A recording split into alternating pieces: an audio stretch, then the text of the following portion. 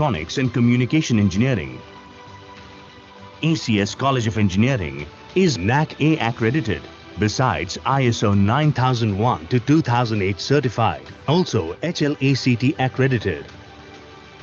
The college offers technical education in a range of engineering disciplines, including new age ones such as aeronautical engineering, aerospace engineering, and biomedical engineering. ACS College of Engineering has well-equipped, spacious and well-ventilated classrooms. They are fitted with the state-of-the-art facilities so that the teaching-learning process becomes more meaningful and enjoyable to both teachers and students. Technologically advanced auditorium at ACS College of Engineering is well suited for any and every occasion, be it seminars, classes or expert talks. Library. The fully furnished central library at ACS College of Engineering is a treat spread out for students to savor. It has more than 17,000 volumes and can seat around 320 students. The students can also access the vast array of international and national journals as well as e-library. BE in Civil Engineering. Civil engineers at ACS are trained to deal with the design, construction and maintenance of physically built structures. Engineers are trained here at ACS to build the nation's infrastructure by keeping in mind the environment and protecting it for tomorrow's generation. BE in Computer Science and Engineering. Computer Science and Engineering Department at ACS College of Engineering is designed to develop the innovative outlook of the students by giving their ignited minds ample support and access to advanced technology to work freely. BE in Electrical and Electronics Engineering. Engineers are taught to focus on the analysis, design, development and manufacture of electrical equipment, electronic devices, mechatronics technologies and automation and control systems.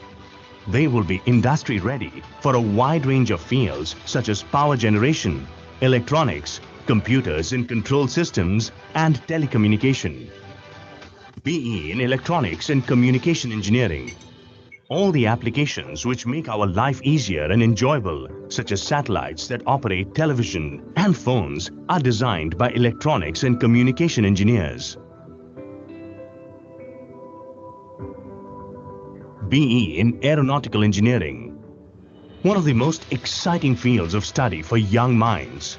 That is why all-round attention is given to the department, and to have state-of-the-art laboratories and industry-experienced teachers are there to boost the learning experience with much emphasis given to industry exposure.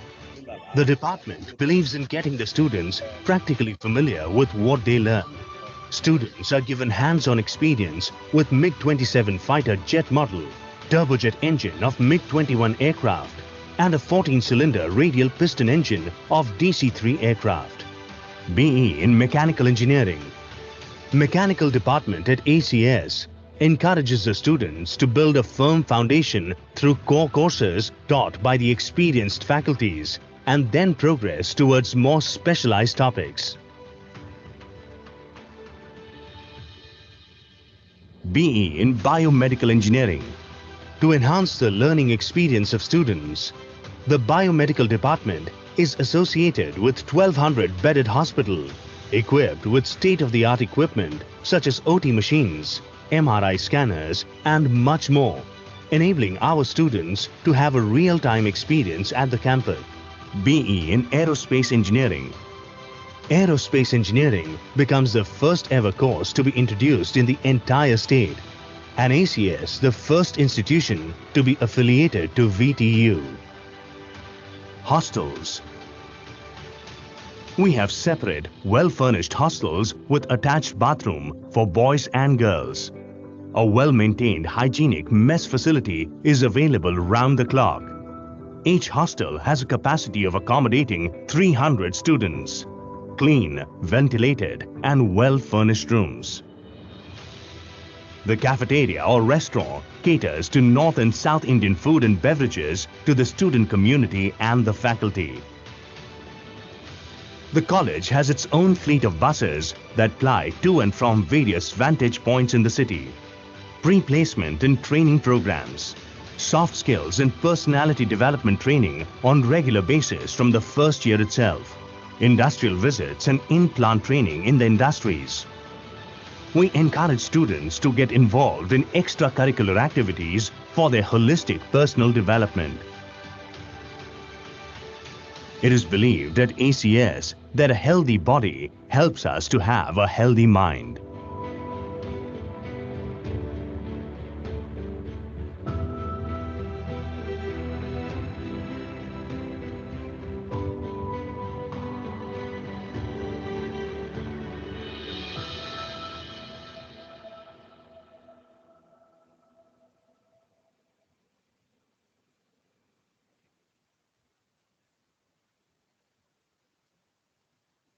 Thank you.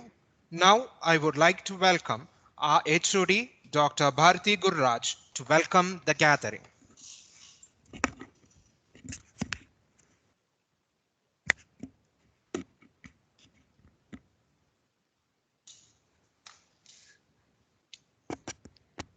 Good morning, one and all present here. So myself, Dr. Bharati Gururaj, HOD of Electronics and Communication Engineering, ACS College of Engineering, and also the FDP coordinator. So I'm coordinator for this FDP on Industry 4.0. So I would like to take this opportunity to thank the management of ACS College of Engineering and AICTE New Delhi for providing us a platform to conduct this 5 days online FDP program on Industry 4.0. So we from the Department of Electronics and Communication Engineering would like to extend a warm welcome to our Honorable Chairman, Dr. A.C. Shanmugam Sir, Founder, Chancellor and Chairman, Rajarajeshwari Group of Institutions in his absentia. I would also like to welcome ACS Arun Kumar, the President of Rajarajeshwari Group of Institutions in his absentia. So next I would also like to welcome Dr. S. Vijayanand, Executive Director, RRGI, and C.N. Sitaram Sir, Chief Executive Officer, RRGI. Also, I would extend a warm welcome to our Dr. S. Jayabalan Sir, Special Officer, RRGI for this function. So this function would not have been possible without the immense support of our respected Principal, Dr. M.S. Murali. I would like to take this opportunity to welcome him for this function. I would also like to welcome Mr. Sanjay M.G., Encore Management Services Private Limited, Coordinator and a peer review member from AICTE, New Delhi. So also, I would like to welcome our distinguished speakers for this faculty development program. So we have around 12 speakers for this faculty development program who have accepted our invitation and agreed to provide the sessions on Industry 4.0. So we have the speakers from the reputed academic institutions, universities, and also from top industries. So I would also like to take this opportunity to welcome all our speakers. So I would also like to welcome all our other department head of HODs of the college of other departments to this function. So, and finally, last but not the least, I would like to welcome all the participants from both academia and industry who have shown an immense enthusiasm towards joining this FDP. So we have completed all the maximum limit of registrations, that is 200. So it is a very overwhelming support from the participants for this to conduct this FDP on Industry 4.0. So I once again welcome you all to this faculty development program on behalf of Department of Electronics and Communication Engineering, ACS College of Engineering. Thank you. Thank you, ma'am, for those warm welcome. I kindly request all the participants to mute yourself as well as switch off your videos. Please do not share your videos. I kindly request all of our participants to mute themselves and switch off the video until the inaugural function is over. Thank you. As in the words of the American philosopher Alan Bloom, education is the movement from darkness to light. I now welcome everyone to the lighting of the lamp, hoping that the knowledge imparted during this function will help us all to move a step forward towards enlightenment.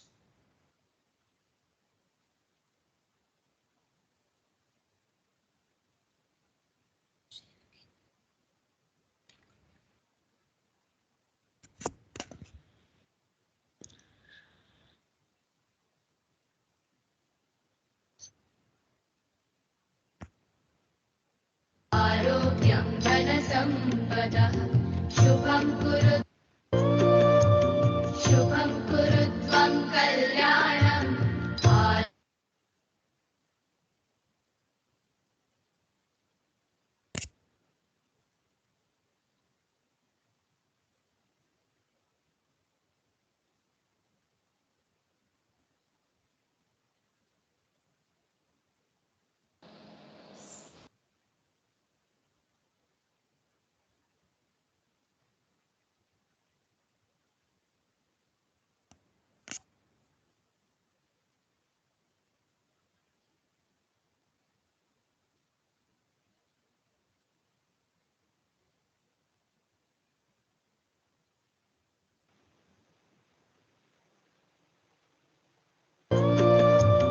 शुभं कुरु त्वं कल्याणम् आरोग्यं धनसम्पदः शुभं कुरु त्वं कल्याणम् आरोग्यं धनसम्पदः शत्रुबुद्धिविनाशाय दीपज्योतिर्नमोऽस्तु ते दीपज्योतिर्नमोऽस्तु ते शुभं कुरु त्वं कल्याणम् आरोग्यं धनसम्पदः शुभं कुरु त्वं कल्याणम् आरोग्यं धनसम्पदः.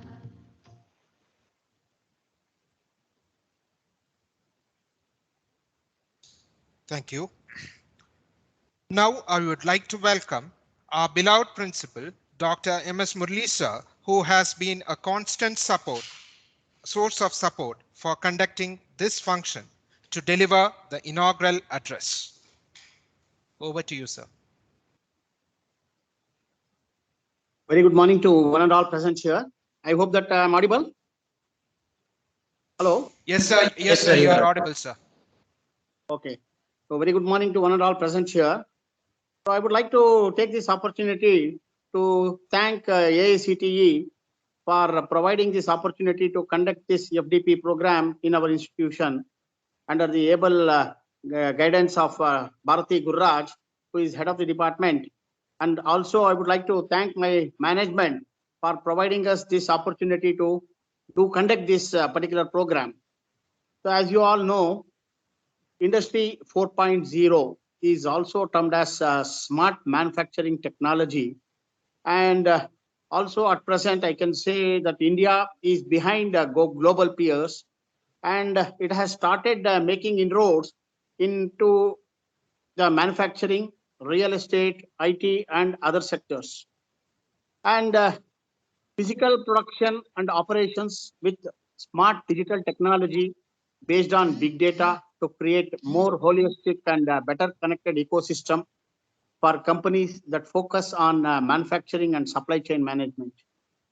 Increasing automation and employment of smart machines, convergence with digital technology and physical aspirations with respect to artificial intelligence, 3D printing, robotics, augmented and virtual reality.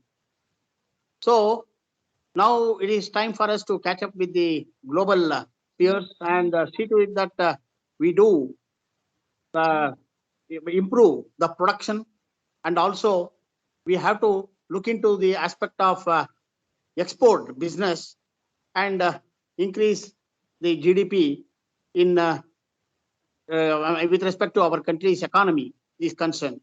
So this is a great opportunity, and of course AICTE is providing us this opportunity to see to it that many of our students, faculty members would like to increase their knowledge about this particular aspect of smart manufacturing, So I thank AICTE for this particular thing, and also I look forward to all the participants to actively involve themselves. And of course, we have many good speakers, not only from academia and also from many manufacturing industrial sector. So please make use of this opportunity and see to it that the best usage of this to be implemented in industry and also to be taught to our student community. This is the most important thing. Our students are the future of for our country. So I congratulate the Department of Electronics on this aspect.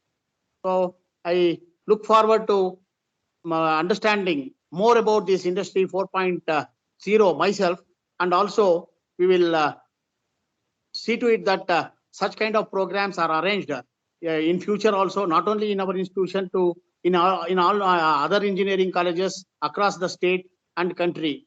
So I wish all the best for everyone, and thank you very much for participating. Good luck. Thank you. Thank you, sir, for those warm words. Now, I would like to welcome Professor Nagesh HB, Assistant Professor, Department of Electronics and Communication Engineering, to present the rules and regulations of the program. Over to you, sir. Okay, thank you, sir. Good morning, all. First, let me introduce myself. Myself, Nagesh HB, Assistant Professor at ACS in the Department of ECE. I'm here today to give you all a brief introduction to FDP and also some set of rules, eligibility criteria, and more. Let's begin with the objective of FDP. The main objective of Atal Academy is to plan and help in importing quality technical education in the country and to support the technical institutions in fostering research, innovations, entrepreneurship through training in various emerging areas. Coming to the accomplishment of FDP, here are few listed. So, Atal Academy successfully conducted 5 days face-to-face 190 FDP in 9 thrust areas for the academic year 1920, and approximate 10,000 faculty members, research scholars, and PG students participated. The training programs were well received throughout the country with the participation from premier institutions like IITs, NITs, IITs, and the coordinators who are behind the programs were also highly qualified from IITs, NITs, and IITs. The post-COVID-19, Atal Academy have gone totally online from the registrations of faculty member till the certificate disbursal mechanism through the portal. In 2020-2021, the 1,000 online FDP are being conducted, and more than 1 lakh participants have already participated, including faculty, research scholar, PG students, CBCSE teachers, and industry persons. The online FDP of 2020-2021 has been recognized as World Record by World Book of Record, London. It is also important that the FDP sessions are recorded and available on portal so that anyone can learn in future. Atal Academy has trained the teachers of CBSE in 2 areas, artificial intelligence and robotics. More than 30,000 resource persons delivered the sessions on these FDPs online, which greatly enhance the quality of FDP and creates the deeper impacts in the mind of participants who are undergoing training. Also, the Atal Academy have also included 15 FDPs on blended learning and flipped classrooms, which is very important in post-COVID-19 scenario, as to teach the participants how to conduct the classes in virtual mode and make them comfortable taking online exams and assignments. In the backdrop of announcement of National Education Policy NEP 2020, the Atal Academy is working in the directions of NEP, keeping in view the values of and moral of Indian education system. Okay, as per the eligibility criteria, we have some set of rules for the institution and for the participants. For the institution, both for the technical and non-technicals, we have the government funded institutions like IITs, IIMs, NITs, IITs, universities, state universities, and other government organizations. For private organization or institutions having overall NIRF ranking up to 200 or NAC grade A++, or department having the NBA accredited, Then third one, the industry training institutions, minimum at least 5 years of experience. The coordinator must be full-time regular faculty or instructor or trainer, having the knowledge and experience to conduct the online FDP through any available software. For participants, the faculty members of the AICTE approved institution, research scholar, PG scholar, participants from the government, industry, teachers and staffs of the host institution. The not more than the 30% from the host institution. The maximum 200 participants may be allowed to attend online FDP. However, the AICTE officially may be allowed to attend more than 200 numbers. Then the duration of the FDP shall be 5 days. Then in the ATAL FDP, we are providing the different types of training available under ATAL FDP. So, such as elementary level, advanced level, and hands-on lab training for practical experiences. Next, the test will be conducted at the end of the program. So, we, the coordinator, will be giving the questions bank through the online portal. The certificate will be issued to those registered with the online portal. So we have some criteria. So they have to maintain minimum 80% attendance and 60% of the test marks. The feedbacks must be shared through the online portal, which are available on their login.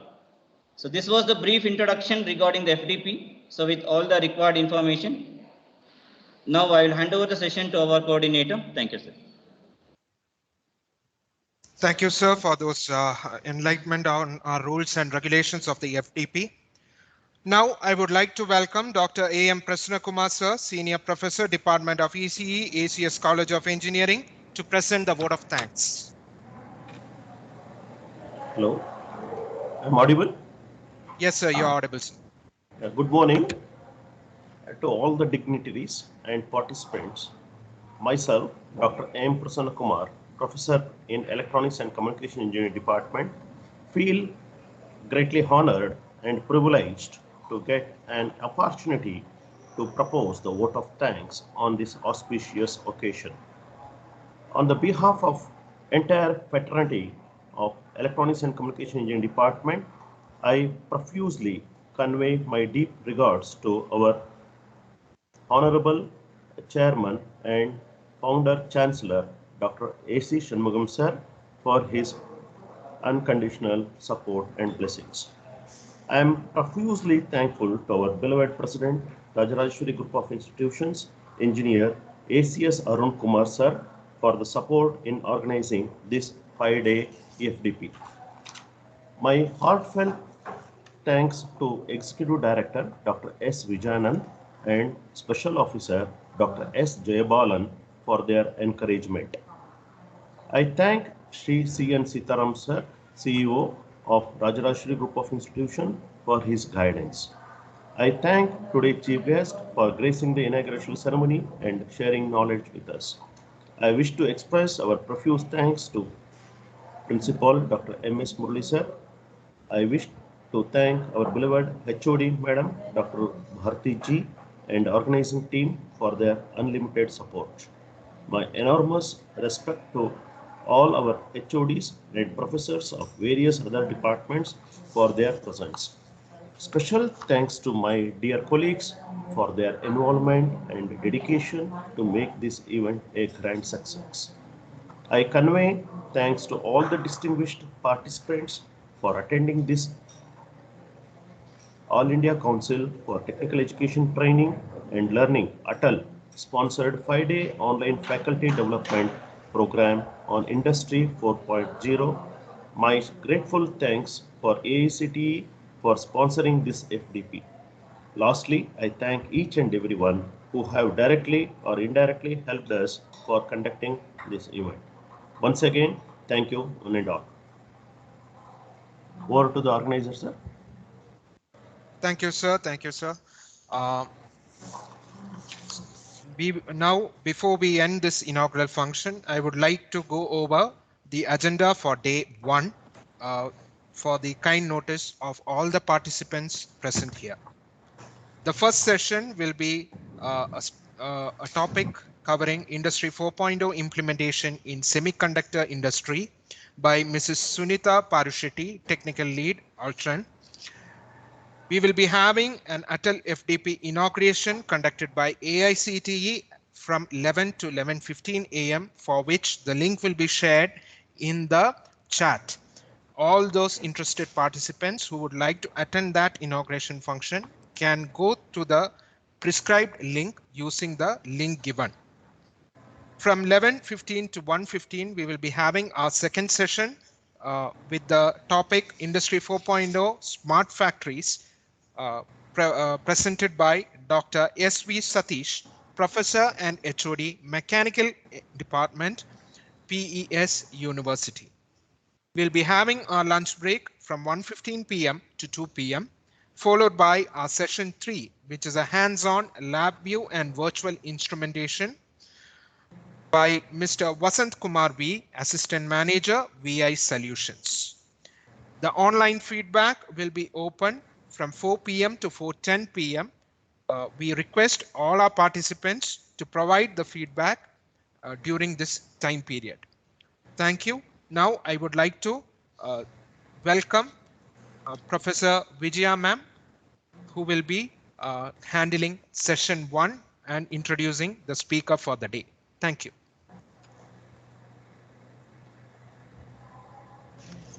Good morning, everyone. Can I audible? Sir, can I audible? Yes, ma'am. Yes, ma'am. You are audible, ma'am.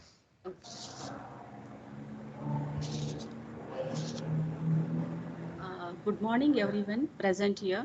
Myself, Vijaya Dalvai, Assistant Professor in Electronics and Communication Engineering Department, ACS College of Engineering. I am very happy to introduce our today's speaker, Mrs. Sunita Parushetty. Welcome, Mrs. Sunita Parushetty, for accepting our request in your busy schedule. Thank you for accepting our request in your busy schedule. So, Mrs. Sunita is having total more than 18 plus years of rich experience in analog and mixed signal layout design. Presently, she is working as a team manager in Arisen Technologies, Malaysia. And also previously she has worked in a reputed companies. Before joining this company, she has worked as an execution manager in UST Global, Malaysia. And before that, she is worked as a layout lead in Sankalp Semiconductors Private Limited, Bangalore. Before joining Sankalp Semiconductor, she has worked as a layout lead in Adventure Technologies Private Limited, Bangalore. Before joining this company, she has worked as a senior layout engineer in Rambus Chip Technologies Limited. Before Rambus, she has worked as a layout engineer in Sasken Communication Technologies Limited, Bangalore. And before that, she has worked as a layout engineer in United Microelectronics Solutions Limited, Bangalore. She has a skills like hands-on experience in a submicron technologies, layout design for a various blocks like a XIO, PCI Express, 6-bit single-step flash ADC, current steering 10-bit DAC, charge pump, PLL, high-speed memory interface chips, DDRs, etc. And also matching of devices, shielding for a current bias, DRC, LVS, ERC, and PEX on caliber. Also, she has a knowledge on electron migration, well proximity effect, latch up, antenna effects, and STI effects. And she has also knowledge on power, ground structure, block placement, and layout floor planning. And also she has experience on a deep submicron technologies like 7 and 10 nanometer technology, 16 nanometer, 10 nanometer, 90, 65. So she has also worked in a 3 nanometer TSMC, 5 nanometer TSMC, and she has a good understanding of analog layout concepts and issues, and she has a total 18 years of experience. I wish all the participants to take this great opportunity and make use of this very useful session. And once again, I warm welcome you, Mrs. Sunita. And now the stage is yours. Over to you, Sunita. Hi, everyone. Thank you for the warm welcome, and it's my privilege. Thank you, one and all, and it's my privilege to present here about the Industry 4.0 in the industry. So we can just go through. I mean, what exactly we do, what is Industry 4.0, and what exactly we do in the industries to implement Industry 4.0. So let me just start presenting the thing. Okay.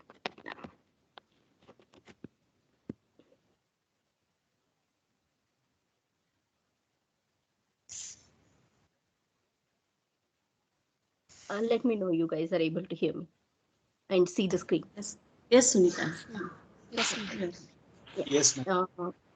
Yeah. Hello all. Mainly today the topic will be Industry 4.0, and we will see. We'll going forward. We'll see. I mean, how it can be used and implemented in semiconductors.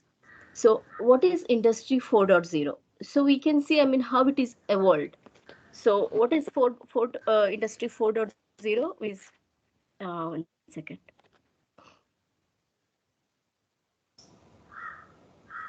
Yeah.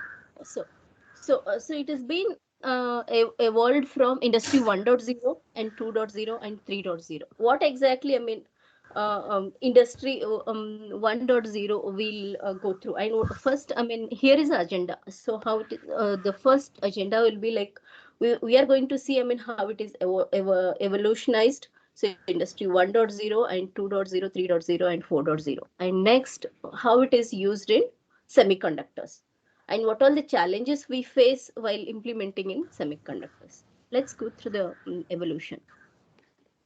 What exactly Industry 4.0 and how it is evolutionized? Has anyone, can anyone answer about this? What exactly the Industry 1.0, 2.0, and 3.0? Okay, so let me just go through. I mean, before, I mean, it started actually evolution. I mean, Industry 1.0 evolution started in 1780s, something like that. So just before that, I mean, previously all the men and other women used to, I mean, do the hand developments. What all the industries and other stuff they used to use their hands to develop the materials which I mean for everyday utilization will be there. So later on they started, I mean, Industry 1.0 when they started, I mean, as the person started evolving and they started using the materials and other stuff, they invented power steam and water steam industry. So where they started utilizing the machines from with the I mean instead of hand thing. So what an example we can take is we started with the cotton industry way back in 1780. Before they used to weave with the hands. They used to use and they used to separate the cotton seeds from the cotton with the hands and other stuff. When the Industry 1.0 started, what they started using mechanical systems and the machines with the help of the steam and the water system. They used to separate the cottons and cotton seeds from the machines, and they started using the weaving machines and ginning machines to go through this industry. I mean, to develop. I mean, to produce and develop. I mean, very fast range. See, if you go through, I mean, if the machine started working, I mean, it will be very fast, and the production of the mass production will be implemented. This evolution started, I mean, 1780s, and it was very slow. I mean, it started in the England first, and it was very slow for first few years, because the person has to, I mean, understand and what all the challenges they will face while implementing in Industry 1.0. Okay, so when we are going through Industry 1, what is next? The industrial revolution started, the Industry 2.0. What exactly the change got change over there? So the people previously used to use the steam engines, and in the British era they built so many dams, and they started using the no sorry they started using the steam engines, and the railways came into a picture. So after that, at the Industry 2.0, they started using the electrical power with the help of the people, dams and other stuff. They started accumulating the water, and they started using the electricity. With that, they used to, what is a change over there? So they started using it the mass production, and the materials and other stuff used to come at the very fast period. Instead of 6 months, it used to take like a 3 months for the production, and it used to reach the market very fast. So within a span of time. So then it started with Industry 3.0, where they started utilizing the IT, the computers, supercomputers, and other stuff. The Industry 4.0, what they started is in the ITs, and they started using the IoT and other stuff. Okay, let's go through, one by one, what exactly and how exactly it started, and what all the evolution it started, in fact. So Industry 1.0, it started in 1784. 2.0, it started in 1870, and 3.0, it started in 1969. And recently it started Industry 4.0, where they will utilize all the Internet of Things and physical systems and other stuff. So it is like actually virtually they can control anything and everything from the any place. So Industry 1.0 first evolution, as I'm telling you, this is steam power and the water power started. Where exactly they started utilizing? In the textile manufacturing, iron industry, and agriculture kind of thing, which increased the productivity and consistency in the productions. Let's go through some of uh, the slides where it started. See, before you can see, right? Before they used to use their hands to develop, any of the materials or the usage of the products. So then lately they started with the machines, with the steam engine. That is when it started, the steam engine and the railways came into a picture.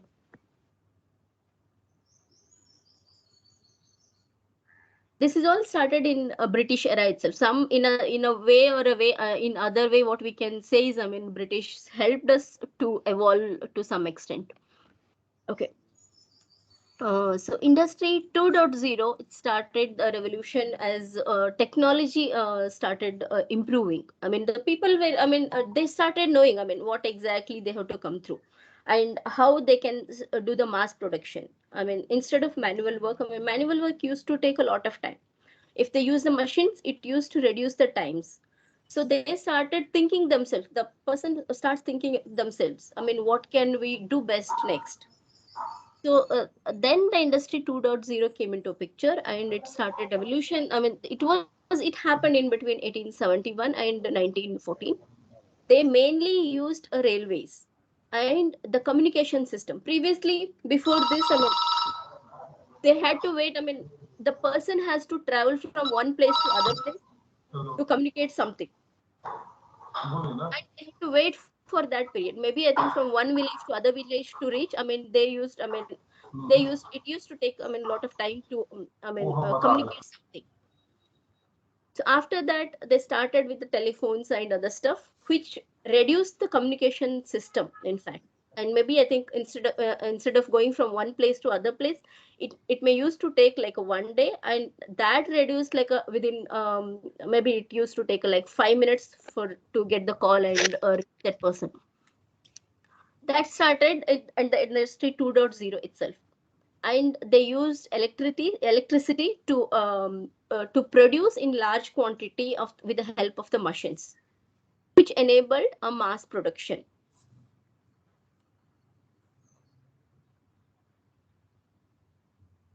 See, what we can see, the cars and other stuff also they started producing in that period itself. Mainly they came up with electricity, which increased a very huge, it made a huge impact on the industry to produce in the large quantity. And they started connecting the automation and the continuous production and the machine tools and other stuff, and um, assembly line, the production flow, and technology. The technology as people, when Industry 2.0 started, they started evolving.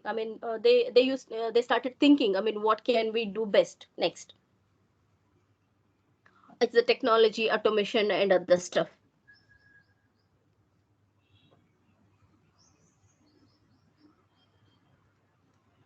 Any questions so far?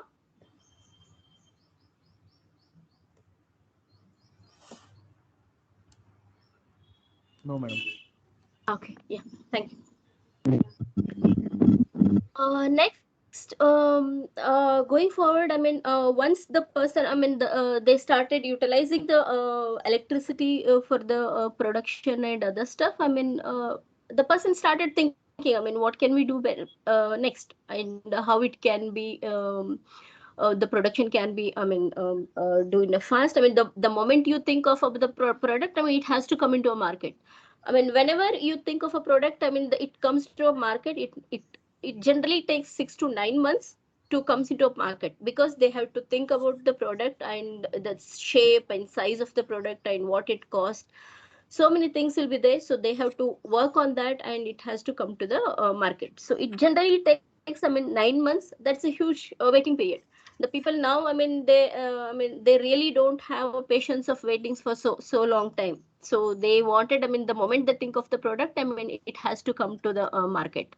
So the person started thinking and evolving, and they started using the computers and human robots instead of humans, because human things, it used to take a lot of time, because they have used to do with the hands and machines. Even machine changing, I mean, something they have to change it, they have to do with the human beings. So what next? Can they do it automatically? So they started using the computers and supercomputers, and they started connecting the networks. Hope if some machine, suppose they start using the machines of some nuts and bolts with some particular dimensions. If they want to change it to a different dimensions, the person has to do it manually. Instead of that, what they can think of is, can it be done automatically? In the sense, I mean, they can control with the computers and other stuff, and it can change it automatically, the size of that. And again, the machines can start producing that. That they started utilizing in industry 3.0. And what else changed in 3.0, and about the quality checks of any of the product. Previous to that, I mean, they used to do with the eye inspection of the manual inspection used to be there with a person's eyes. That may lead to, I mean, sometimes it might be like, I mean, they might miss something over there. In the sense, some defects will be there in the production of the things. So after that, I mean, quality checks and other stuff also were enabled with the help of this quality analysis, with the help of the computers and robotic checks that happened in 3.0 itself. We can see is its circuit networks, internet digital era and digital revolution, what we call it for the industry 3.0 as well. Started using the machines. And here accessibility of the assets visibility and the process visibility and the error proofing and error correcting. So those kind of things, everything they started controlling with the help of the robots and computers, everything. So the evolution, what all are the benefits and how they can use it. The smart products, what we can see, and zero marginal product cost, sharing it between the people and other stuff. Okay, so coming back now, industry 4.0. What is industry 4.0? So what we can think of is its continuous evolution of the industries. The person, the moment they think of something, and they will start thinking for the next step, where we can go from here. When they reach the moon, and they started thinking of the, I mean, other planets, in fact. So where we need to see, I mean, how we need to go there. I mean, what all the things over there. So they started thinking on that. So industry 4.0, it started happening with that. So the computers, what it is, industry 4.0 is, they started using the internet of things and industry. It's a combination of industry 3.0 and the computers and big data, cloud computing, everything. They started mixing up, and they came up with the industry 4. Fusion चालू होणार म्हणजे दोन्ही time.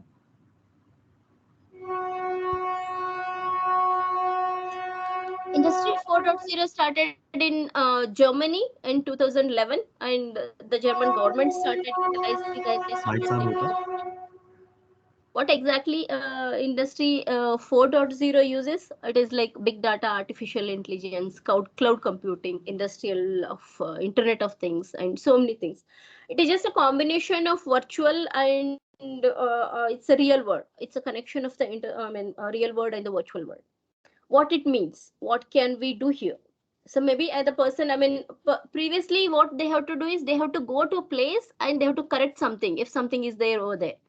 And now with the help of the internet and the big data and the cloud computing, they can control anything and everything from anywhere. So I think you might have heard many, nowadays the very buzz is about cloud computing. What exactly it is cloud computing is? What they're trying to do is they're trying to combine all the datas of the into a digital data into they will store into one place, and any person can control it from maybe you can take an example of one person will be sitting here in Europe and one person will be sitting in India, and other person will be working in America. They will use the same data from the centralized area and they'll be keep working on that. Maybe you can say, the person is working on one product. The person will work from India on the one product, and they will send it to the central place. And the same on the same data, the next day, the America guys can work on the same data, and they will improve it and they will keep it in this common storage areas. And again, the same person sitting in the Europe can work on the same data, in fact, which is centrally kept it and they have utilized it. That is how it has been connected. Now, what we see is cloud computing is very important and they are utilizing everywhere because of this. Any person can use the data and they can sit at any place and they can utilize it. You really doesn't need to go to America and work over there. Some of the things what we see is these kind of things we are seeing in industry 4.0, and they're heavily using the internets. And you see, right, the big data in the sense they need very huge and high speed. Previously we used to have 1G, 2G, 3G, 4G. Now it is the era of 5G. In fact, what is 5G means? It is like it's very high speed internet with the having, we can do so many things over there, like in the sense controlling the data and other stuff. That is what this evolution in anything, these internet also is happening.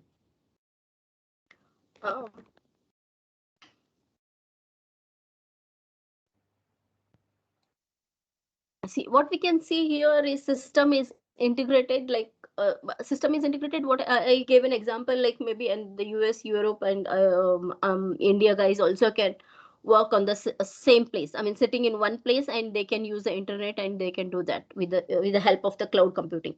And one challenge what we see here at the cloud computing is cyber security. Any person can steal the data in between.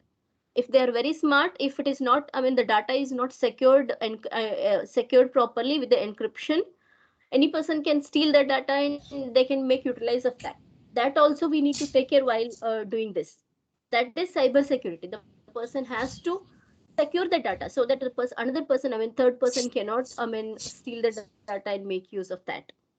And they are adding, this is like they are adding addictive to more manufacturing, the things with, and this reality, augmented reality or the virtual reality, they are combining the virtual reality and the real world. In fact, big data is nothing but they have a big computers, they which can store the big data of the like very huge data, they can store it, in fact.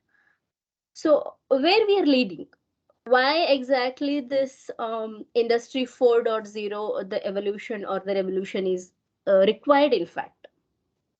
See, that's what the person, whenever they think of any production like computers, mobiles, cars, any production of the system, production of the things, the person, the moment they think of the products, it has to come to the market. The moment you think of it has to come to the market. That is not going to happen in reality, in fact. But we can reduce the time, whatever required for that. Suppose take an example, the car manufacturing. It might take, several people will be keep working on that. And it might take, to come to a market, the car can come to a market, the several people will be keep working on that. Maybe thousands, you don't know, some millions of people will be working on other stuffs. If they want to get mass productions. So some person has to work on the tires, some person has to work on the engines, some person has to work, whether the engine is working properly and it is collaborating with the other stuff. Those things it takes a years together to get a new car to a product come into a market. So how can we reduce this time frame? Like maybe a 2 years of time frame. Can we reduce it to 1 year or maybe 6 months?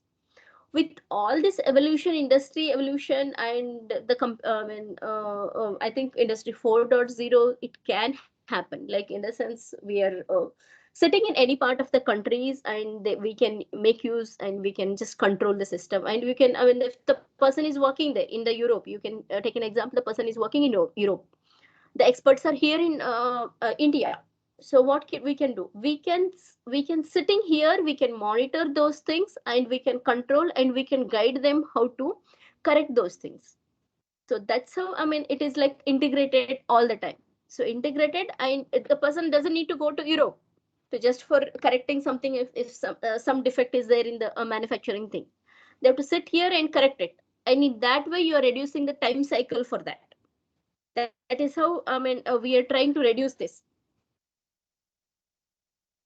This is what, the system, how it is, connection, big data, and other stuff. These are some visual pictures from the internet, what I can see. You can see here, they're utilizing the robots and other stuff. They're controlling with the help of the computers or the tablet from other places. Okay, next. Next up, sorry.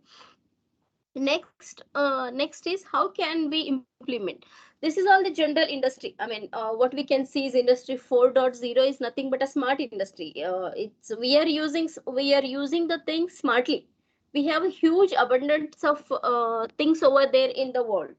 So we just need to utilize and think of, how can we utilize it to get the product on time with the quality product and the mass production.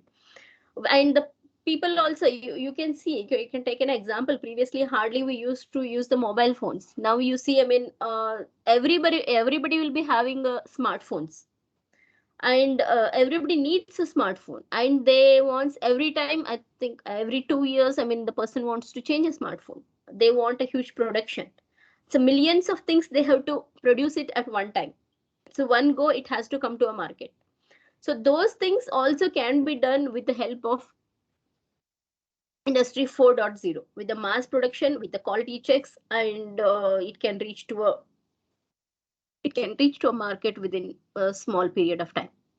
Okay, so next I can think of is, how it can be, since I'm coming from a semiconductor background, so I can think of, can I implement in my industry? How it can be implemented in semiconductors? Is there any way? Semiconductor, if you see, nowadays the chips, it's used in every way. The smartphone, the smart industry, everything is needed by everything is controlled by the semiconductor industry, in the sense chips. See, mobile phones, automation of cars, televisions, laptops, computers, servers. And even if you think of, nowadays houses also are come up with the smart houses. They can sit at office, the person is wife are working in office. If they want to cook something at home, they can control it from the house itself, in the office itself. What they can do is, they have to create a smart houses, and this everything is there. Just that we need to utilize. These things doesn't come in, without the money. So we need to spend a lot of money also for this. It needs some money. It needs a system. It needs a network. It needs a lot of things, which can be done. So, and this semiconductor industry is used everywhere. I mean, this ICs are used everywhere. Previously, we used to use in only like televisions and radios and laptops kind of thing. Now it is like even automation of cars also is needed. So everywhere it is needed, and production also is huge. And everywhere it is huge, and we need to come up with the things. I mean, how it can be. I mean, like we can use and make use of things. Okay, one question. So, how long does it take? Again, how long does it take to develop? If you think of some application in the mobile phones or some smartphones or some smart houses, if you want to implement through that, I mean, you have to implement with again the semiconductor thing itself. In the sense, some IC has to come. If the IC has to come to a market, I mean, how much time generally it takes? It takes a year, in fact. Maybe, I mean, 3 to 6 months in the circuit design. I mean, it has, I mean, I'll explain. So these are the things. I mean, mobile phones, automation of cars, televisions, laptops, computers, and many more. I think it's the usage is, you know, enormous, and you can't stop everywhere. I mean, in the sense, you can't stop there. The person will start thinking, okay, what can we do next, and where all we can use it. Okay, the semiconductor industry, the process it started. I mean, it has several process. I mean, the chip has to come to a market. I mean, what all these processes? The first is a circuit. First step is a circuit design, where the circuit has to be ready. What exactly the implementation is required? Suppose you want to sit at office and control something, so that circuit has to be built. So then again, that circuit will go through a design verification, DFT, and so many other stuff. Then they have to build the layout for that, layout or a mask design or something like that, they call it. Then the tape out will happen. That whatever the mask they will prepare, that will they have to release it to the fabrication, just for the fabrication purpose. Again, the chip has to fabricate and come to a market. Then after that, I mean, it goes to several testing things, and it has to come to a market. Let's see, I mean, how long does it take? Okay. Where all can we do the automation? Circuit design, can we do the automation? No, we cannot do automation here because of the limitation of the tools. We use cadence tools and many other tools, synopsis tools and other stuff. But we have very limited usage of the tools. So that's why it is not possible to automate the circuit design over here. So it's just an example. I'm just taking an example of ADC circuit design, how it looks and how much time does it take. So how much time typical circuit design takes a time? So taking an example, it takes like maybe like 3 to 6 months. Even I think maybe a 10 member of team is working. I mean, it takes 3 to 6 months of time. I mean, to develop a circuit. So can we reduce the time here? It's at least for the circuit design, it is not possible due to limitation of the tools.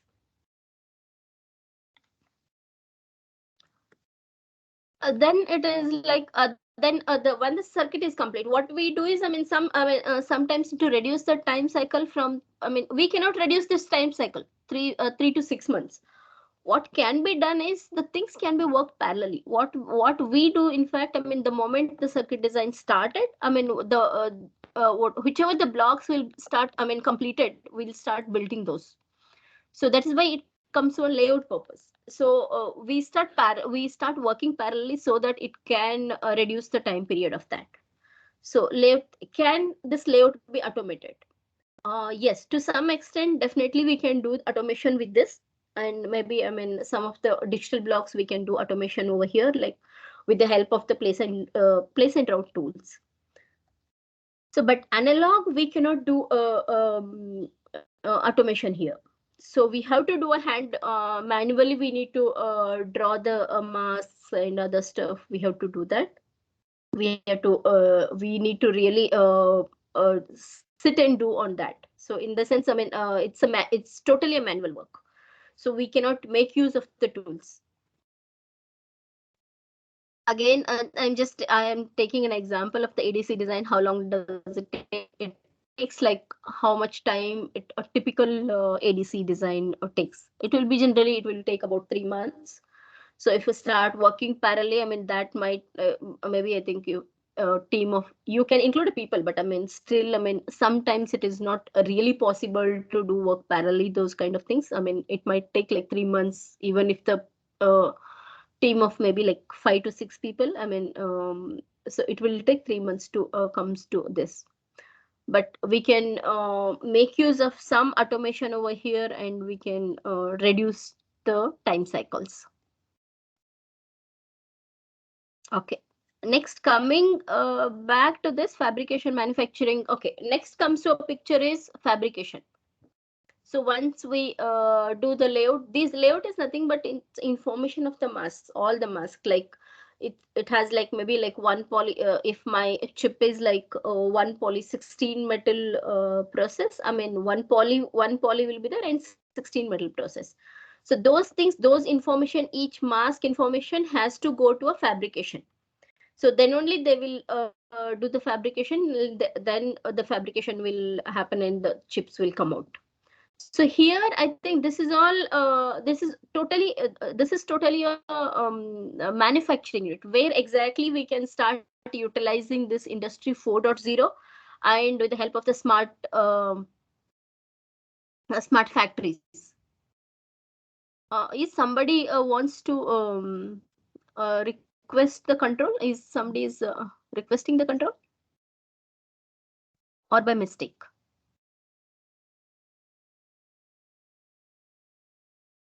You guys can able to hear me?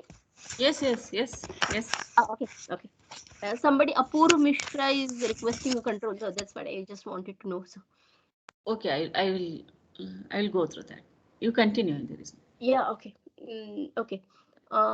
Smart factories, can we do in fabrication? Yes, we can do this utilization of the industry 4.0 in fabrication steps.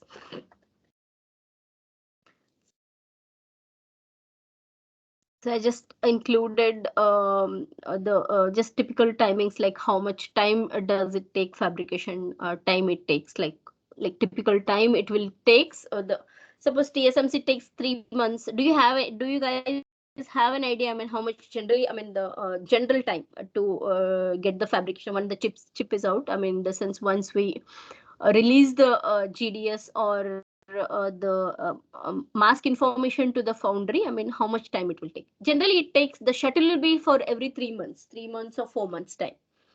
So before the deadline, that's why we will be having the deadlines to reach that. I mean, with that deadline time, we have to, but any cost, by adding the more people or working for late nights, we have to deliver that. Otherwise, the next shuttle will be, shuttle in the sense for this, we call it as a shuttle, fabrication shuttle starts. So next cycle will be, the chip will be, I mean, pushed to 3 to 4 months. So, but that we cannot afford here, because see, if think of a product, I mean, it's a huge market and huge competition in the market. So we really cannot miss. If you miss something, that data will be of, I mean, whatever the design, whatever you are doing it, that's of no use in fact. Again, the person with come up with the new ideas, and it by hook or crook, you have it, this has to come to the market. That's why the industry, see, I mean we all sit overnights and do the work, and we try to meet the deadlines and other stuff, because we have a huge competition is there. Intel is there, Siemens is there, ABB is there, and Analog Devices is there. There are many companies which, and even Samsung is there, which are into manufacturing and other stuff. They will be having a competition like anything. They really can't afford to miss that shuttle in fact. Otherwise they'll be in a huge loss, and the design and whatever the or whatever the investment they will do in that, it will be like that will be a huge impact to that. It's full of no use for them. That will be a waste. That's why, I mean, this every 3 to 4 months there will be a shuttle, and they have to meet at any target. So one question here, I mean, can we reduce this time frame again? Is it possible by any chance?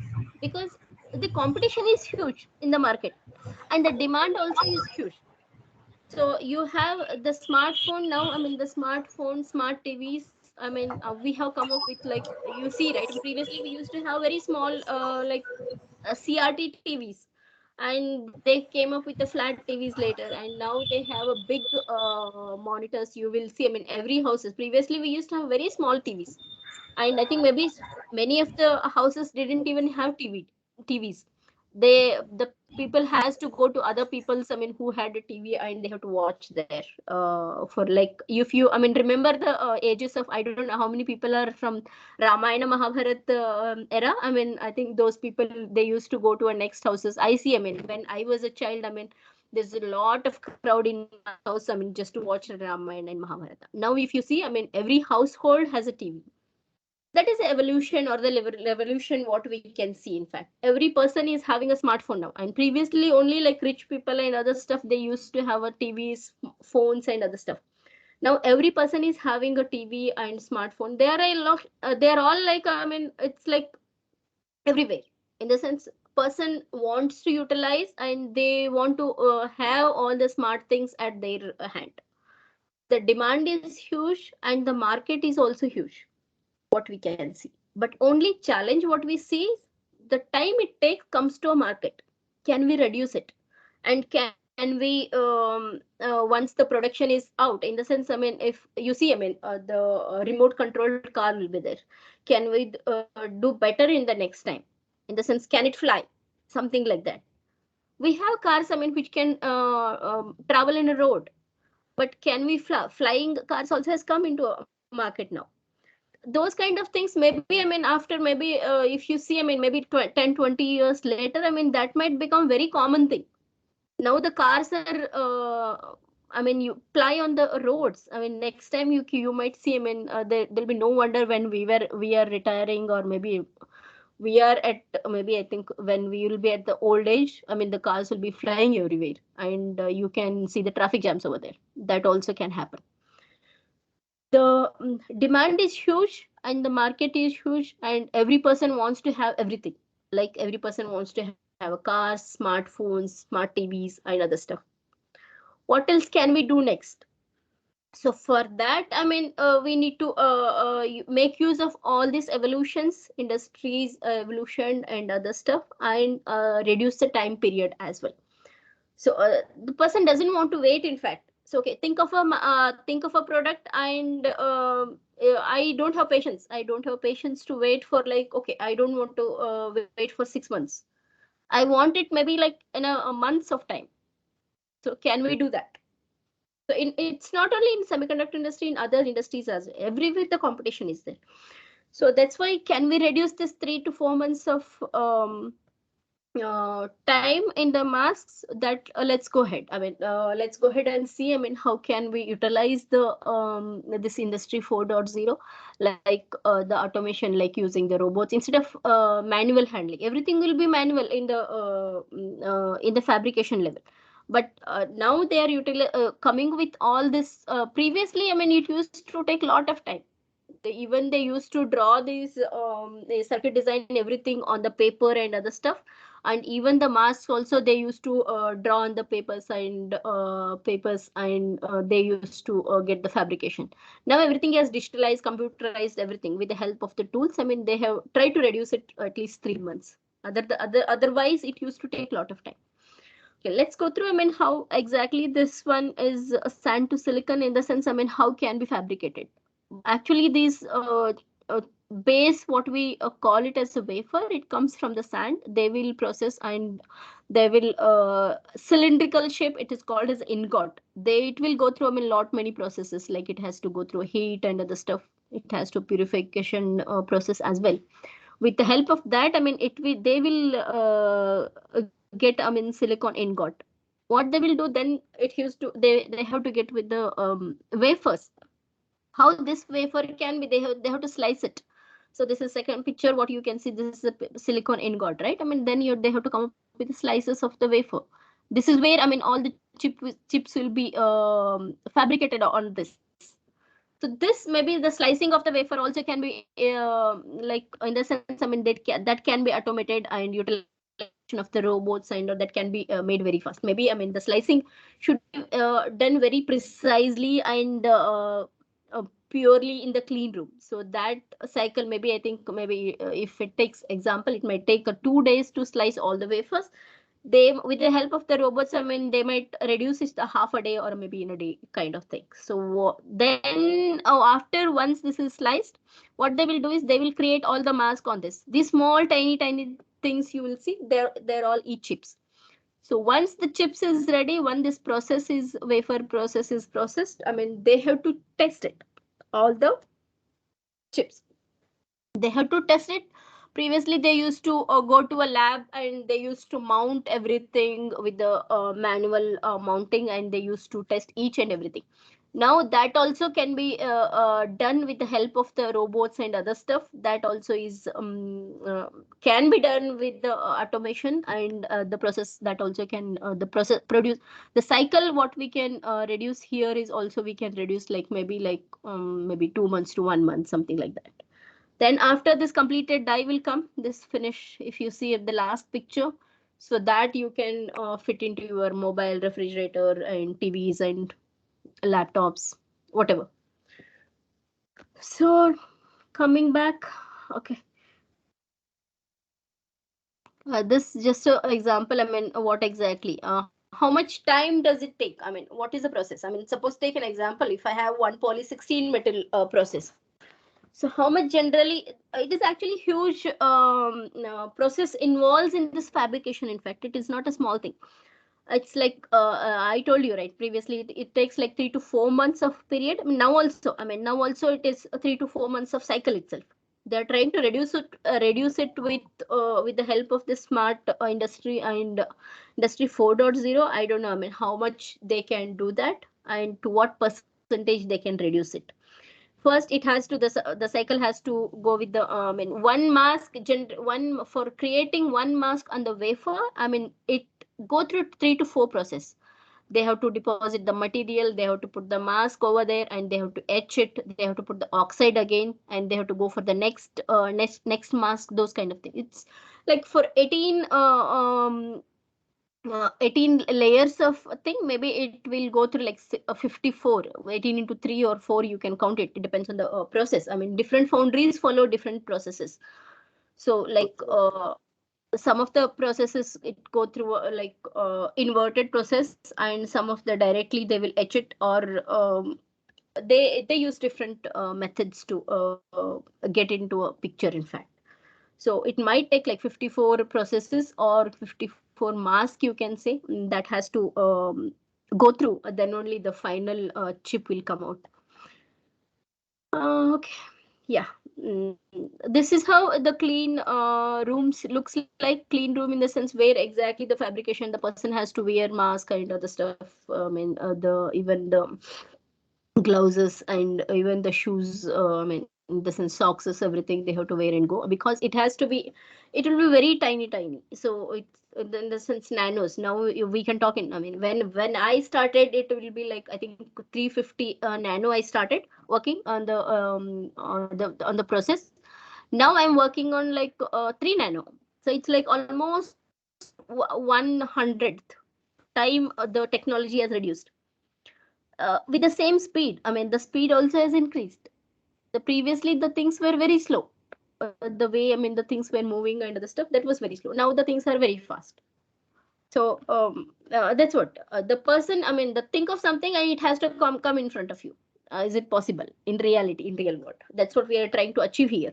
Is it possible over there? The clean rooms, okay, it has to be very neat and other stuff. I mean, it has to be very clean, and they instead of doing manually, see here, if you see right, setting everything, they have to be done by manually. So can it be done with the help of the industry 4.0 with the robots? See, they are all making use of the robots here. And so this will instead, see, what we can see, the manual errors and the human errors might involve with the people, I mean, in the sense with the human beings. Once, see, with the use of the robots and other stuff, what I can see is the error chances can be reduced, because you just need to set it once, that's it. And everything will be done by automatically.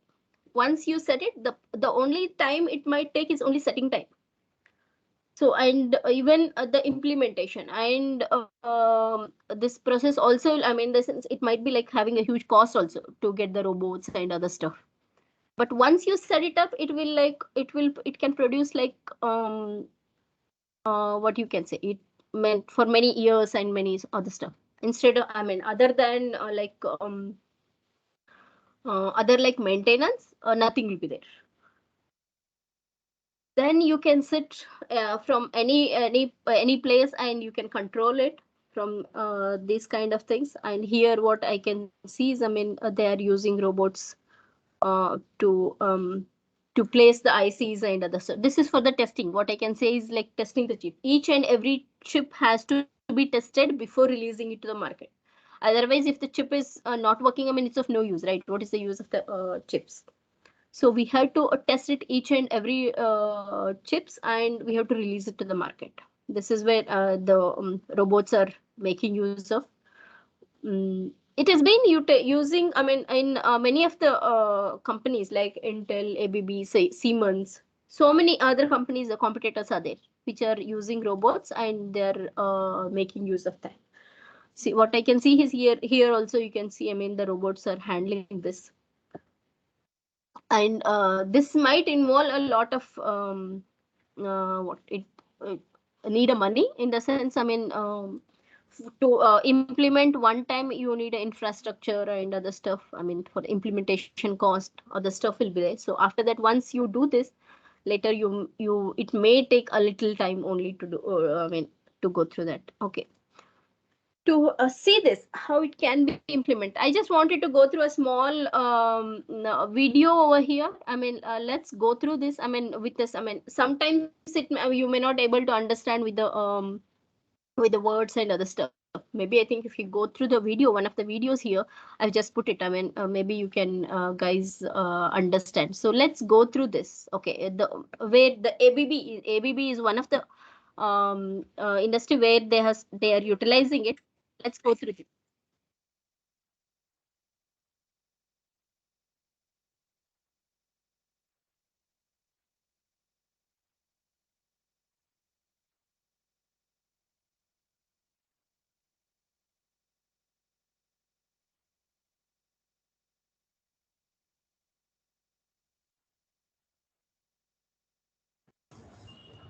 Ma'am, we cannot hear the audio, that video. Hello, Sunita. Hello.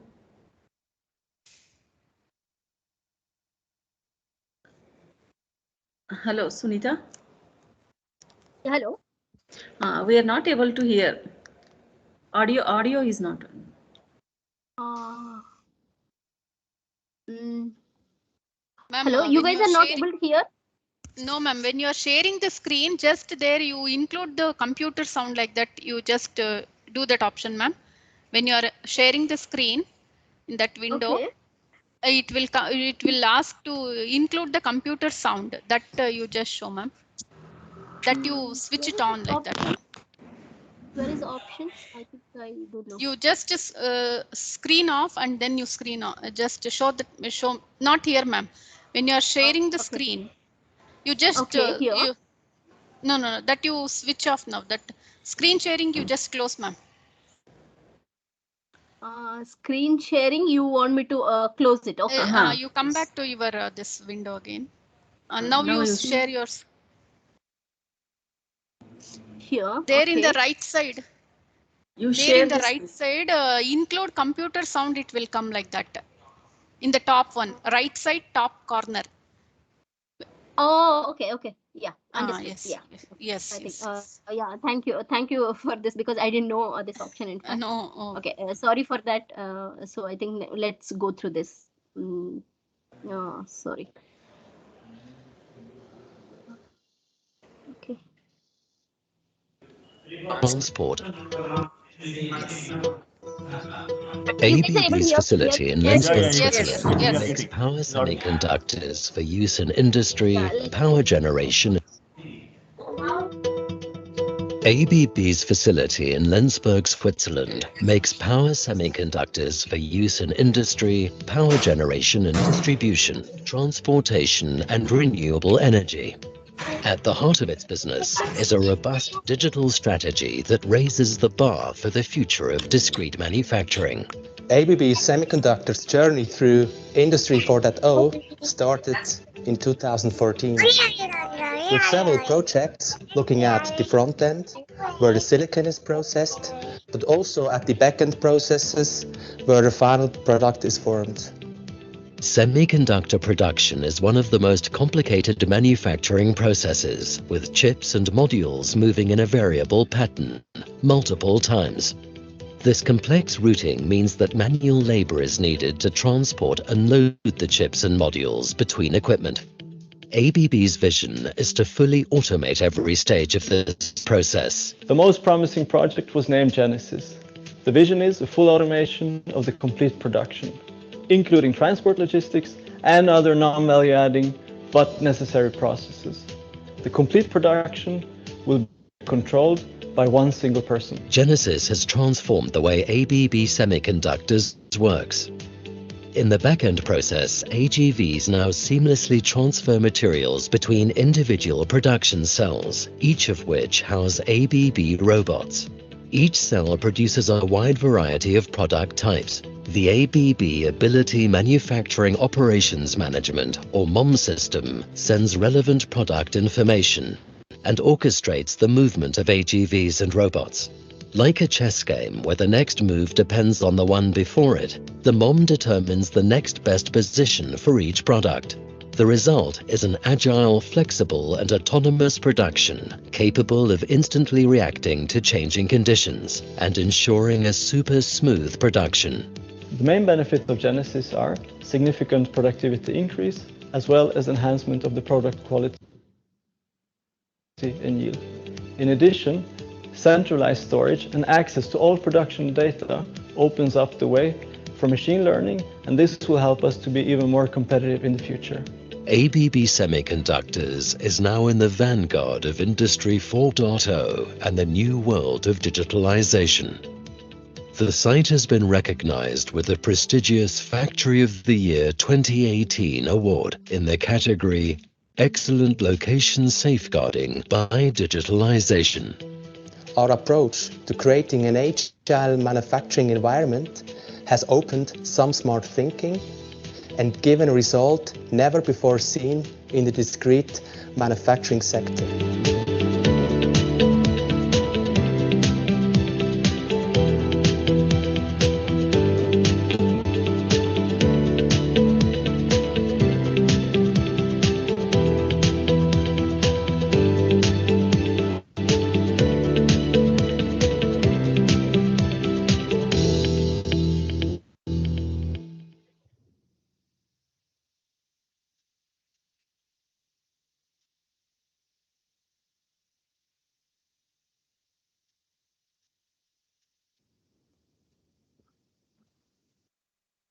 Yeah. Hello. I think. Hope you guys are able to hear me. Is it audible? Yes, yes, yes, it's audible.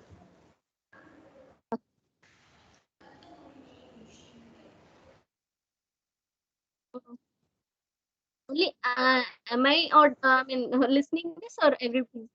No, no, it's okay. It's okay. No, you Okay. are I can audible. continue. You Okay. are, you are Okay. audible. You can continue. Yeah. Okay. So that's all. I mean, I wanted to just have a brief idea on that. I mean, that's how these people are using, making use of the Industry 4.0 in the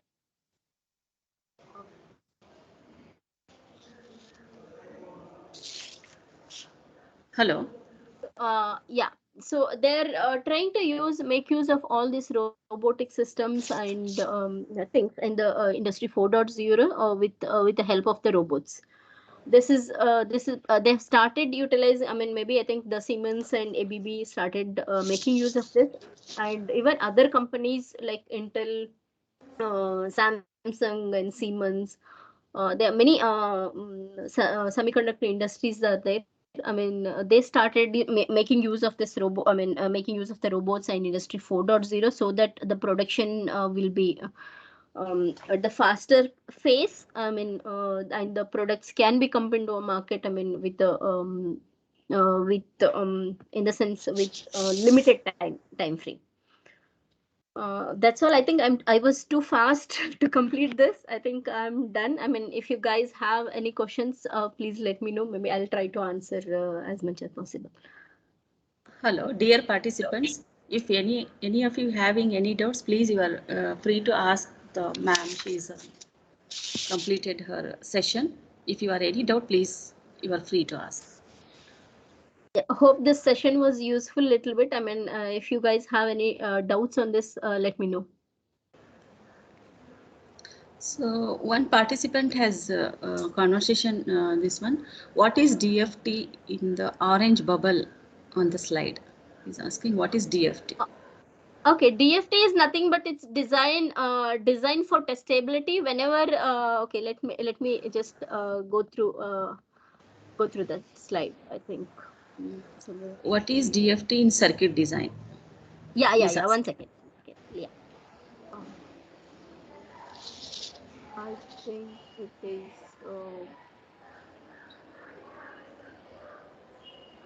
DFT is nothing but I'm just taking to that page. I mean, so that you guys can see this.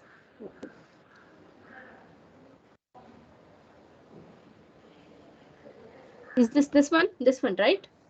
You have not shared your You have screen. not shared your screen. Oh, I have not shared my In, screen. Okay, let me just share my. Sorry for that. Okay, let me share my screen. Okay, this is the one, right? What you guys are talking about, DFT. DFT is nothing for design for testability. Whenever the circuit is ready, they have to test it. I mean, see, they will pre-predict. I mean, the design will be. They will be having some of the setup with the testable test benches and other stuff. They will before coming into a layout itself, they will test it. Okay, whether this circuit can work or not. At the see, the circuit creation is not not an important thing. They can create a circuit. They have to go through multiple of the simulation and the other stuff, and they have to test it whether this circuit can be working properly once the tape out is ready, or maybe the once the chip is comes out. So for that, they have to test that circuit with certain codes and other stuff. They will write a very long VHDL code. I mean, what you can see. I mean, this might be outdated. What I can see. I mean, what I can tell you. The Verilog and VHDL. They have other stuff. I mean, they make use of that, and they will test that circuit with this test benches. This DFT is nothing but designed for testability. They will test it. So whether the circuit can work or not when it comes to like once they manufacture it. So that's what they some of the things they will fail it. If they fails, I mean, they will go back and correct it. That is what it is. I hope I answered the question. And even design verification, where see it's not so simple. I mean, whenever I say something, I mean circuit design, right? I mean, it is not so simple. It has many other processes. It is like design verification. Verification also is another step. They have to verify whenever they build a circuit. They have to verify whether this circuit can work or not at the chip level. So then only they will release it. Then only they will give it to us like a layout for. I work as a layout or a mask design since 18 years. Then it comes to us. The front end guy is nothing but the circuit design. This we are the back end people. A layout guy in the sense we are back end people or the mask design guys. So the circuit has to pass certain tests like design verification, DFT. Then only it comes to us, so that we can start building. Otherwise, it's of no use. If the design itself fails at the initial stage, I mean, we can't manufacture it. So it's of no use. Even if we manufacture also, it's of no use because the circuit doesn't work.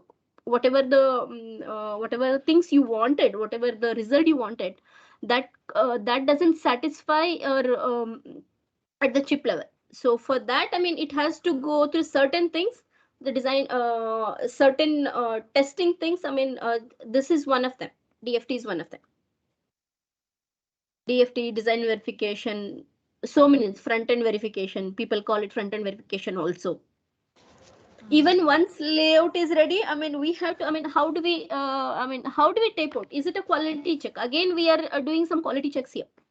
So that is what we call it as DRC, LVS, and extractions. There are ESD checks. We have to test ESD as well when the chip comes into a market.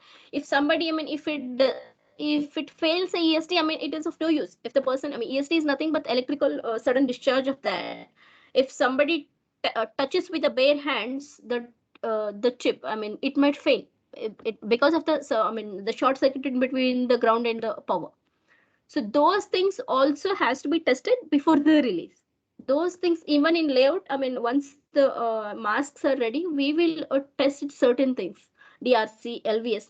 LVS is nothing but layout versus schematic. Whatever the schematic design we get it, is it passing through? If it passes, then only sorry. When it passes, then only we'll release. Otherwise, we won't be able to release. These are the quality checks. So some of them, they will use it for digital circuit and all. They use PNR tools. I mean, recently we have got, I mean, really good tools now. I mean, they can handle a big circuit, in fact. So this also one of the automation we are trying to implement here. But in analog circuits, analog and mixed signal, it is really not possible because of the because of so many constraints. Suppose you might have heard, I mean, as you guys are teachers, I mean, you guys are teaching to the students, you might have heard about the matching and electrical constraints and so many other constraints, voltage, current flow, and those kind of things. If the wire in the sense, some metal 1, metal 2, metal 3, metal 16, if the wires, whatever the current requirement, suppose if I have, I mean, the net flowing with the rate of like maybe I think what I can take an example of, maybe like some microamperes, because milli is too much. So milli is like, it's we call it like it's a very high current passing devices, or the sorry circuits, what we call it. So some certain like maybe like 300-400 microamperes of current is flowing with some of the nets. We have to increase, we have to pass, we need to calculate it. Each current, each wire in the sense, these metals, they'll be very microns, nanos. So we need to calculate certain wires will be having certain parameters, like in the sense one, so metal 1, metal 1, metal 2, metal 3, they'll be having like current carrying capacities. So they will be given to us. They will give us these are the certain ideas. With the fabrication level, I mean, they can fabricate only this much. This can carry only like maybe 1 milliamperes for 1 micron of width. So according to that, we have to calculate and we have to make use of that. Like certain tracks, we need to make use of that in the layout, and we have to test that as well. That also has to test the quality checks at the final release. We have we call it like some checkpoints. We for our convenient, we call it a checkpoints, and we have to pass that, and we have to release it. Hope I'm clear. If any doubts, I mean, let me know. So I think participant got doubt cleared. So any participants, please.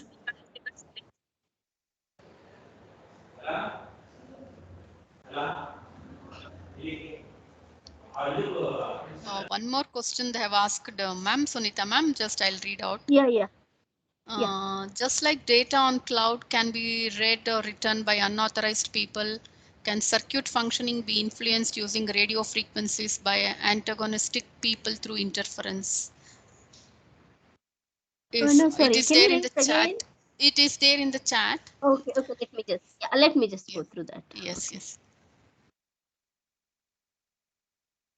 Okay, just like data on cloud can read or written by unauthorized people, can circuit functioning be influenced using radio frequencies by antagonist people through interference? Is Ultron your company the same French company as merged with? Yes, I belong to a company called as, I mean, Ultron. Previously it was Arisant, now it is changed to Ultron. Now the sorry,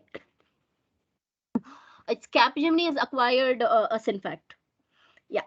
So this is about my company, and regarding your question, so just like data on the cloud can be written on unauthorized people, this can be a circuit function can be influenced. No, it cannot be done like that way. The person can steal the data, but they cannot, I mean, modify. This is all well secured, and we have a central database where we always check in and check out. I don't know whether you guys have know or heard about this word, check in or check outs, what we call it. See, whenever we do something, I do something, I don't want to lose data.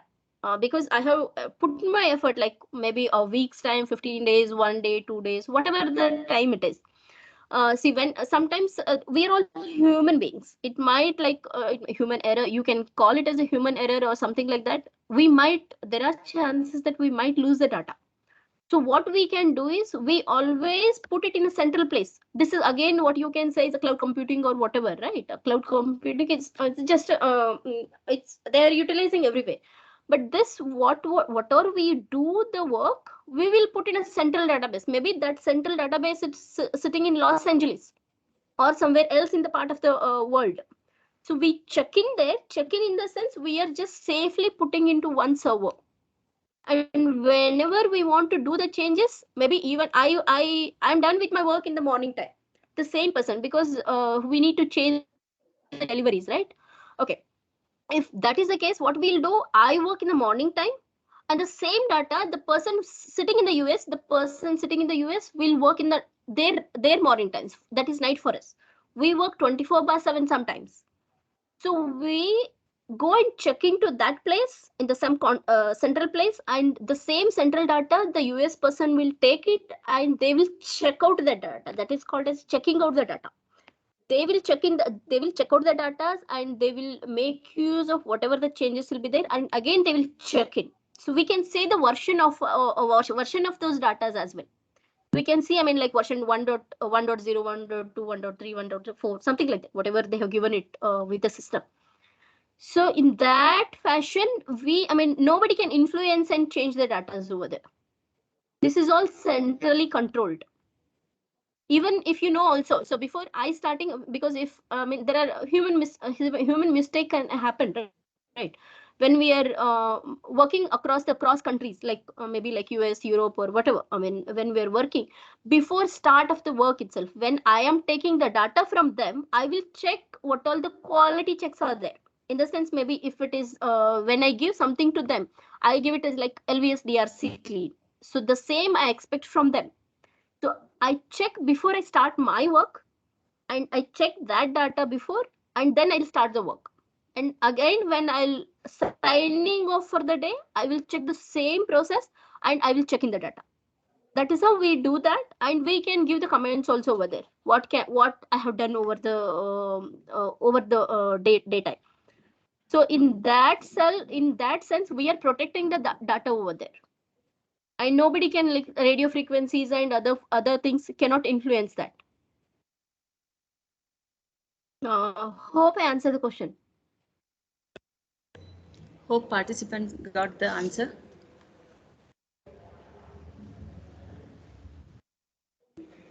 Your question is on regarding interference in circuits. When I listen to my portable radio, switching on YouTube, washing machines, phone chargers, all of these actions create disturbance in the radio function. So wondering if IoT, which is depend on circuits, can be subrogated remotely using radio or microwaves.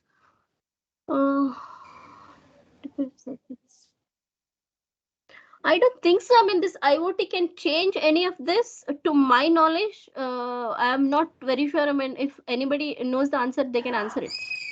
That's what I feel. I mean, this radio or microwave is, I don't think so. I mean, it can change any of the IoT data. Anyone have answer? I mean, maybe whatever the knowledge I have, this is what I know. I mean, if somebody has a better answer for this, I mean, they can also, I mean, answer for this.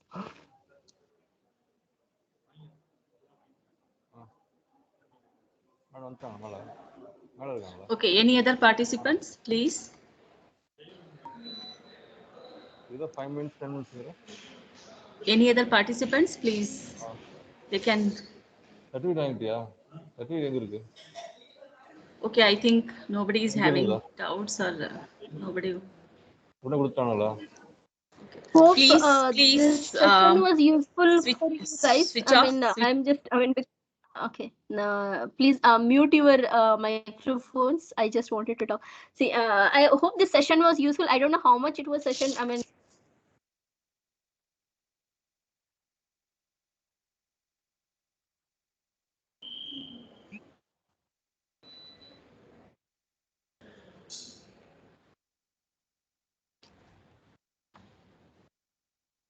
Hello, Sunita. Actually, Hello, you guys are audible now? I think, Yes, sorry, yes, I thought now you are audible. Yeah, okay. Hope Vijaya is my friend. Actually, she requested me about this session to give the presentation with my busy schedule as well. I just took little bit of time to prepare. I mean, I couldn't prepare. I mean, I couldn't put much effort and couldn't prepare much as well. Hope this was at least it was like a little useful to you guys and little informative about what exactly we do at the semiconductors and other stuff. Mm, I think maybe I think in future maybe I think for the students and other stuff, I mean she'll be keep asking are you at least free to give some of the things.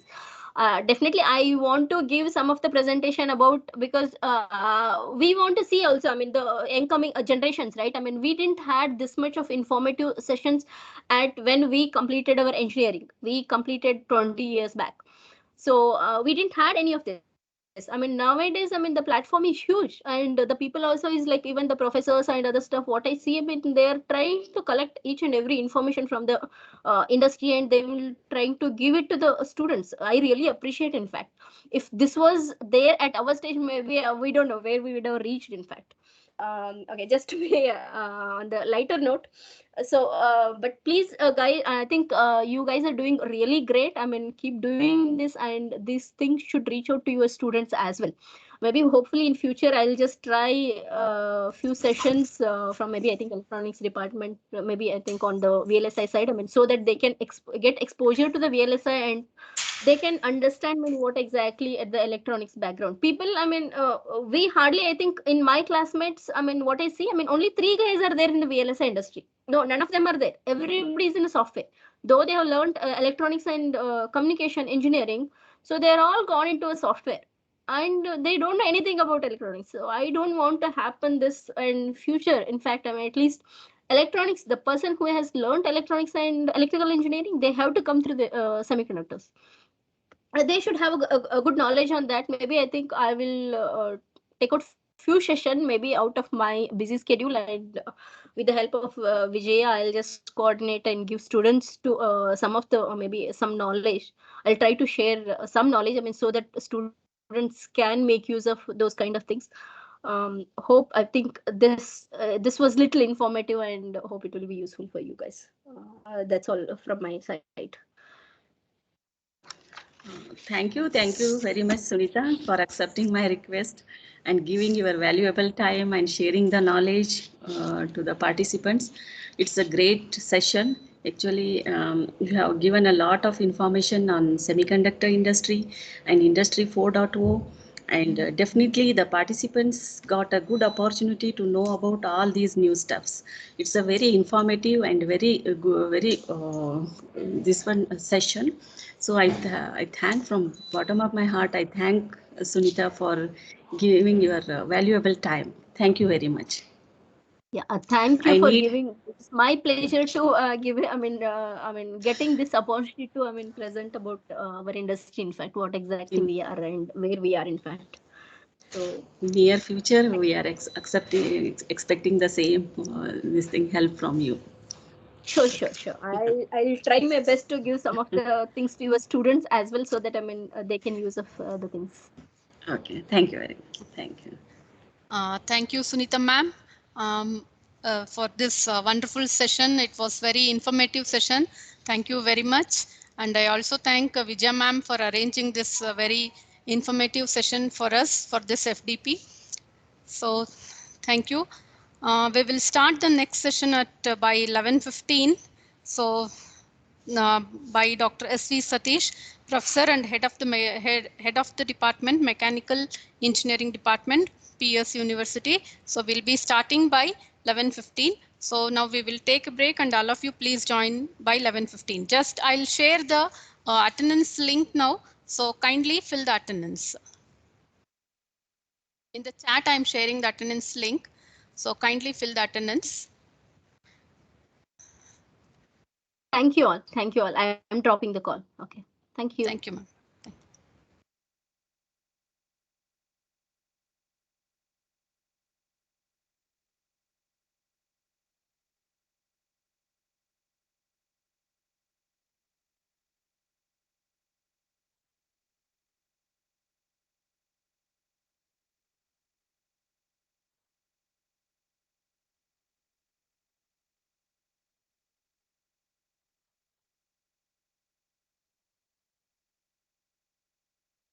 I have shared the attendance link in the chat box. So kindly fill the attendance link. So we'll be meeting by 11:15 for the session 2. Kindly join in time. Thank you. The same meeting link will be there for all the 5 days. So link will not be changed. So the same link will be used for all the 5 days and for all the 5 sessions. Thank you.